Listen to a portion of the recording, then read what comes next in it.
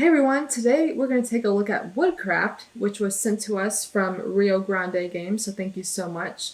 This is a Vladimir Succi and Ross Arnold designed game that has to do a lot with dice manipulation. Plays 1 to 4 players, and the box says 80 to 120 minutes. So I'm going to do a very brief overview. There's a lot of little details in this game, but I'm just going to do a kind of a big picture overview, and then I'll come back up and give you some of my thoughts. In Woodcraft, players take turns choosing one of 7 actions, which become more valuable the longer they remain unchosen. These actions are used to manipulate dice representing wood that can be cut, glued, purchased, or even grown.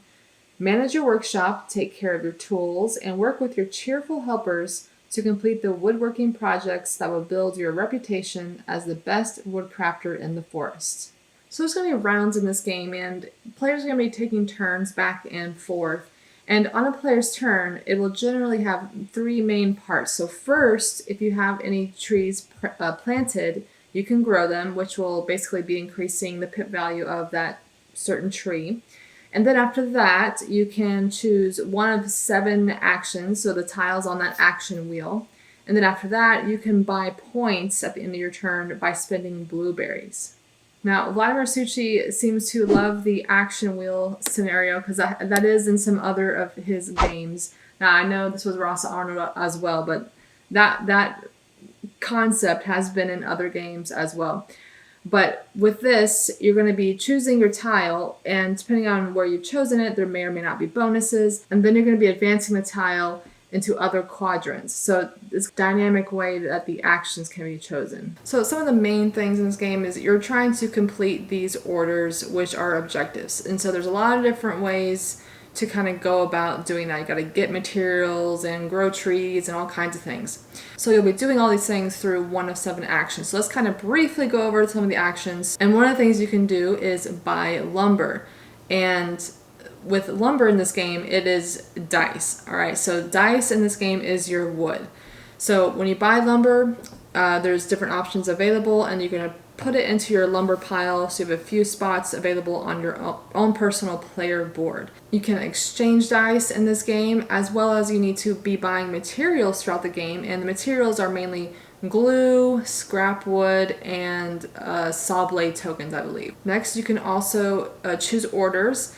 And those are the main objectives that you're going to be kind of trying to achieve, and you're going to try to complete before the end of the game, because you will also get dinged if you do not complete these orders. So choose wisely.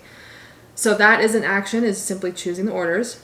And then you can also choose helpers, and those are the cards that you're going to be placing in your little tableau on your player board. And those helpers will have abilities that you can trigger throughout the game. And you also might get some rewards whenever you place those helpers into your little tableau.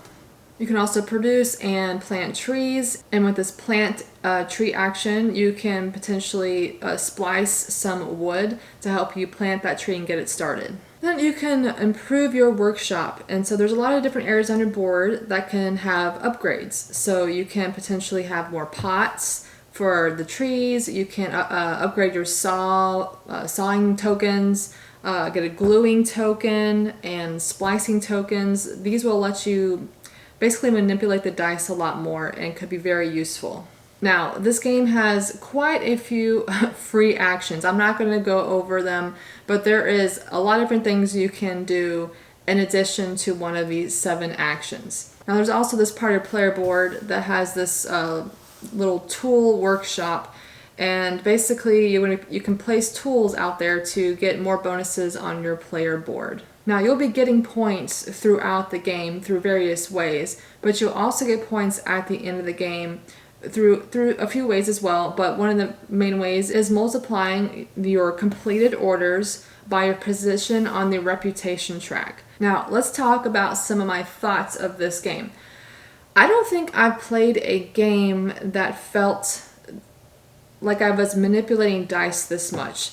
And in that essence, I feel like this was kind of thematic, because you're chopping wood, gluing wood, and whenever you do those things, you're going to be, splitting a die into 2 or gluing 2 dice together. I don't think I've felt that in any other types of games that was definitely kind of unique and very interesting for sure.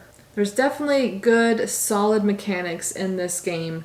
I think it's definitely one to try, especially if you're a Vladimir Suchi fan. I think it's one to try. And also if you like dice, dice manipulation type of games. Now, I will say the part of the game that used the tools, I felt like I never used those whenever I played, and other people I played with seemed to hardly even touch that area of their player board. I don't know. I feel like that was just an extra thing thrown in. I don't know. It just didn't feel, the whole tools in the attic didn't feel like it was necessary. And I found it hard to get the tools.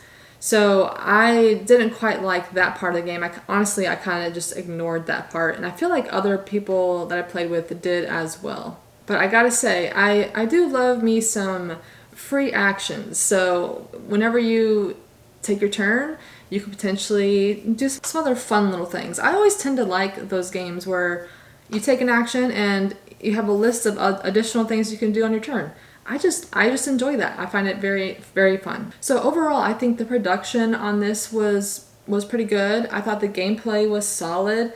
I think it's definitely one to try. Like I said, it's also if you have liked other Vladimir Suchi games, this was definitely interesting, and it felt a little thematic to me with the dice manipulation. So anyway, guys, that is Woodcraft. Let me know in the comments below if you have tried this game before. What are your thoughts on it? And thanks a lot, Rio Grande Games, for sending us this game to try. And thanks so much for watching. I'll catch you on the next one.